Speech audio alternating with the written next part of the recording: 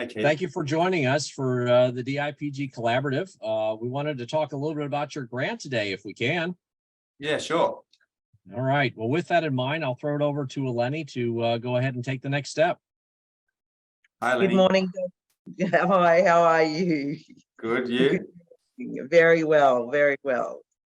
Well, I would like to welcome you on behalf of the 27 foundations of the DIPG DMG Collaborative. And with that, we would like to present you with a check for $232,932,000 US for your research in enhancing the recruitment of tumor infiltrating infocytes to improve responses to DMG therapies.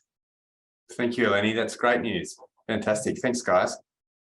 Thank you. With that, I will hand over to Kim Walk from the Robert Connor Dawes Foundation.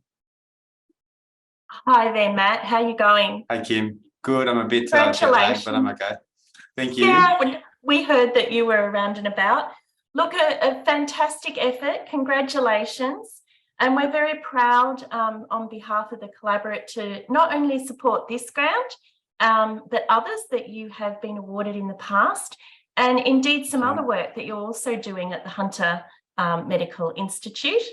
And on behalf of Robert Connor Dawes, we are just delighted that you continue in this area. We think your work is outstanding, and particularly this one in the immunology sort of therapy area. I think it's just fantastic. So please keep fighting the good fight, and we are watching your research very keenly and eagerly. So with Thanks, that, Kim. you're welcome. With that, I'd And like Liz. to, yes, I will let Liz know. She's aware of it. She's really happy that we were able to be part of this team to congratulate you. So with that, I'd like to pass over now to Dr. Hamza Anwar of the Cure Brain Cancer Foundation. Thank you for that, Kim. Hi, Dr. Dunn. Firstly, I just want to say on behalf of Cure Brain Cancer Foundation, congratulations.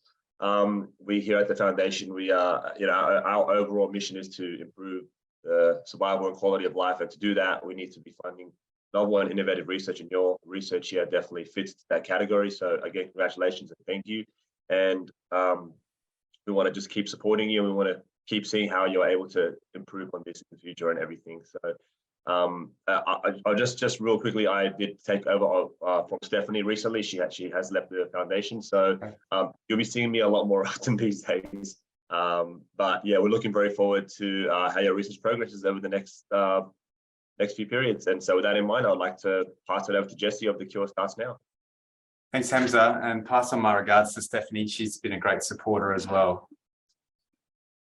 Hi, Dr. Dunn. I just want to let you know, it really does mean a lot to all the families affected by DMG and DIPG to see the research progressing towards a cure. Since my daughter, Maddie, she passed in 2015 from DIPG, and we're just grateful to see the promising research underway to help kids going forward. And we appreciate the good work that you and your team are doing.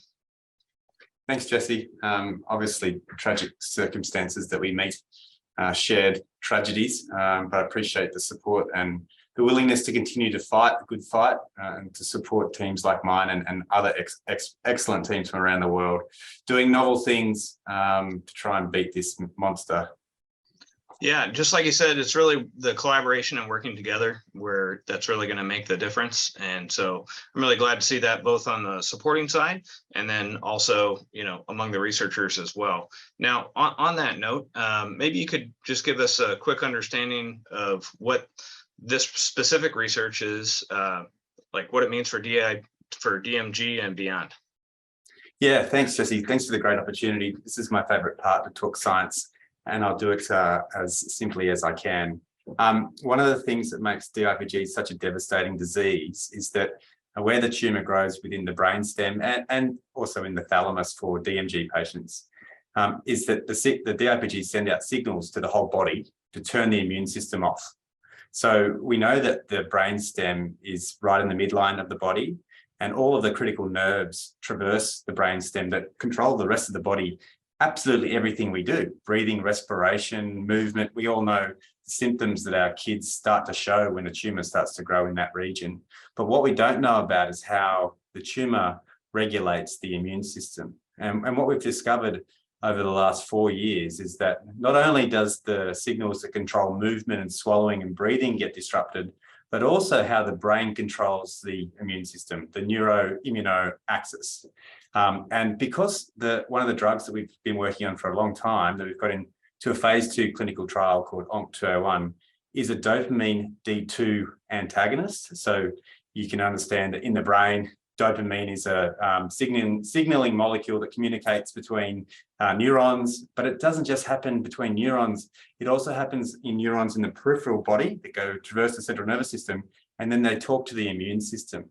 And we discovered that T cells, which are the body's natural cancer fighting cells, are covered in dopamine receptors. Why? Why are they covered in dopamine receptors? Because they talk to the immune system. So when you have a tumor growing in the brainstem and it's disrupting all the signals that are getting traversed, you're also disrupting dopamine signaling.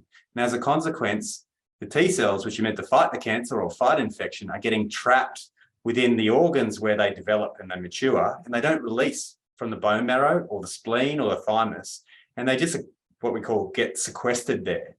And so one of the things that we've been able to show in animal models and in the lab is that when we use ONC201 in the animals, we started to see some T cells getting out of the immune organs, starting to circulate.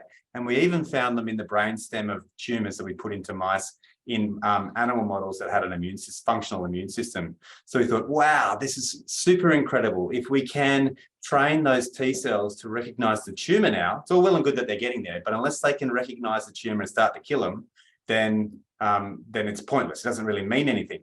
And so over the last, I suppose, well, when Josie was diagnosed in 2018, a trial had just started to test an immuno-oncology drug called nivolumab, which binds to the T cells and helps the T cells to kill the tumor. And it didn't work. Actually, patients did worse.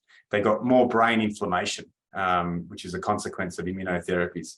But what we didn't have at the time is that we hadn't trained the immune system to recognize the tumor, and we hadn't caused the T cells to be released from the organs where they develop in the peripheral. So in this grant, we are characterizing the mechanisms that keep the T cells in the bone marrow so that we can then make them come out more. And it might not necessarily just be ONC201 that can do it, because there are other drugs that are FDA approved already that disrupt dopamine signaling. And that's used for diseases like epilepsy, if some neuronal disorders as well. So there's FDA approved drugs. So in this grant, we've got this cool animal model that we've been given by a great colleague in Michigan, Carl Koshman, who developed DIPG-like cells that can go into animals that have a functioning immune system. We'll test these drugs that modulate dopamine receptor antagonism in the peripheral, and we'll measure the T cells, and at the same time, the T cells that get into the brainstem, into the tumors, we're going to sequence them and identify what the crosstalk is between the T cells, and there's also myeloid cells, which are another type of blood cells there, and the DIPGs, and find out what communications are going back and forth to stop them from now eating the tumor. In some patients on compassionate access that we've given ONC201 and paxalosib, which is our clinical trial called PNOC-022, we've had absolutely remarkable tumor regression. In those patients, some observations. One, the treatment started within a window of about 8 weeks following the completion of radiotherapy. Although the tumor had started to grow back again after that time, the combinations of drugs led to a dramatic tumor regression. Now, these are remarkable results, and this patient continues to do really well 20 months after diagnosis. She's been on Pax and ONC for 64 weeks. These numbers are amazing for DIPG. The other observation is she was off dexamethasone, and dexamethasone is this terrible corticosteroid drug that blows up the immune system, basically stops the immune system from functioning. And we think for the kids that have a dramatic response to the drug, one, they're not on dex, and the kids that don't do so well are almost always on dex. And there could be some correlatives, worse disease. There's some artifacts there that we have to investigate, but we really think that if we can keep kids off dex, we can give these therapies that increase the immune cells from being sequestered within the bone marrow and start to circulate and find their way to the DIPG. And if we can then enhance that interaction between the T cells that make it to the tumor and the tumor, then we're going to get a dramatic tumor response, a sustained, prolonged result that, you know, the thing that we're all craving desperately after. So thank you guys. This is going to go a long way to help us do the really expensive single cell sequencing that we have to do of the cells that make it to the bone marrow, get us to do some animal models to use other dopamine receptor antagonists to prove that it's a dopamine receptor mediated mechanism. And then once we have those two pieces of the puzzle, we'll then employ the novel immune therapy in the animal models. And then, you know, that gives us great impetus to include that as a natural next arm of our already established international adaptive clinical trial, right? It's open at 32 hospitals around the world. So it means that the path from identification of potential therapies to translation is in a feasible window. And that's what we all want. We want effective therapies in kids, and we want to test them under clinical trial conditions so we can get real answers as quickly as we can. And not only that, it gives kids multiple options when they fail other exciting ideas. And unfortunately, with this monster, we haven't had any success in long-term outcome yet. So we have to be realistic and say, okay, well, we've got a good clinical trial, but when the patients succumb, what happens next? And so we're really trying to give families, clinical teams, and children as many options as possible to beat this. Well, we appreciate your enthusiasm and discussion of your grant as well. Obviously, it shows through. And I concur, you know, that it is about, you know, what's next, also on the research front as well. And I know we've had many conversations about, you know, that how this all comes together and how all these trials tie together and they teach us something so that we keep stepping one step closer to the cure each and every day. So yeah, with that, obviously, congratulations and thank you. Thank you. Thank you, guys. Lovely to see you all today.